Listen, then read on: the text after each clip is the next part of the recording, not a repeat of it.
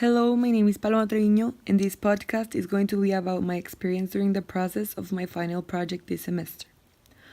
For our project, we needed to investigate about one sustainable development goal of our interest. I chose the gender equality goal and focused on the SDG's second target, which is eliminate all forms of violence against all women and girls in the public and private spheres, including trafficking, sexual, and other types of exploitation.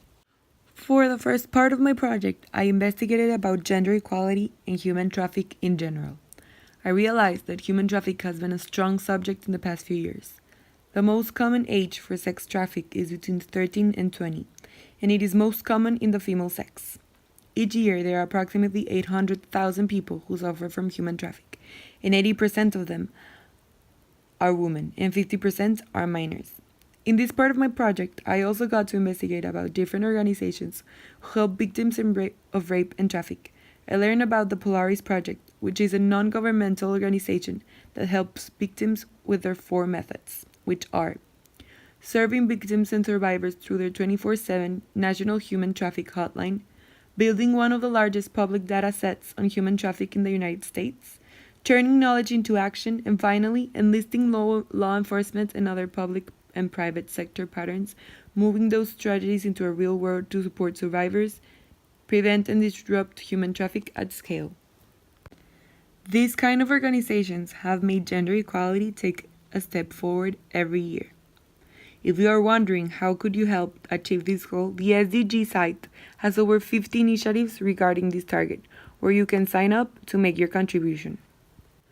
For the final part of the investigation stage of my project, I searched for different cases of traffic and abduction in YouTube.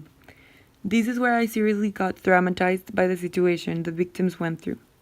He took a part of me that I can't get back. It took me 4 years to forgive myself and tell myself that I did not let that happen. And this type of violence that gets in and destroys you slowly were some of the phrases that shocked me the most when I was doing my research.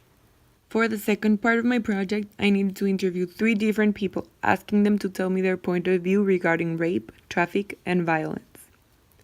First, I interviewed a local victim. She told me her experience being sexually harassed. She said that almost every girl in this community gets sexually harassed when they go out to the club, and that most of the girls don't even think of it like harassment. She told me that teenagers have normalized harassment, and that girls should learn to respect themselves. It is a fact that nowadays girls think that to get a boy's attention they need to dress or act a certain way. Some girls even pretend to be dumb so boys don't feel intimidated to talk to them.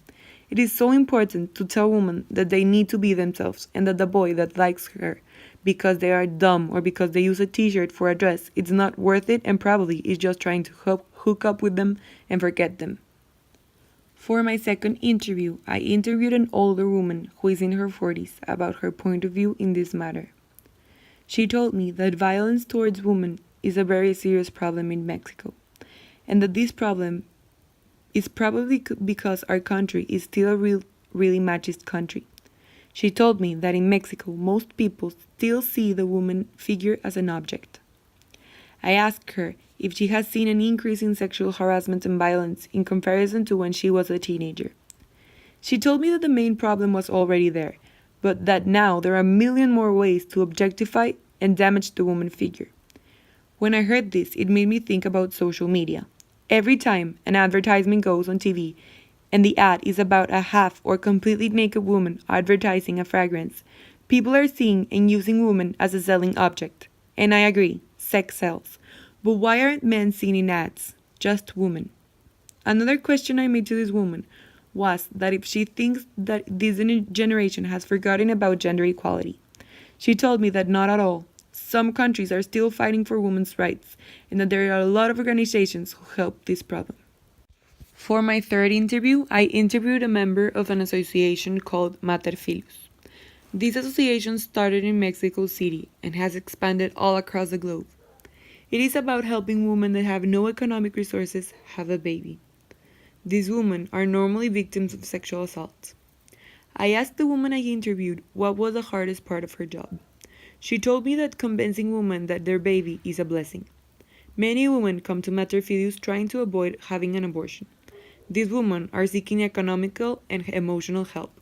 She also told me that there is no specific way to help a woman deal with her experience with violence, because every woman has a different case and experience with it.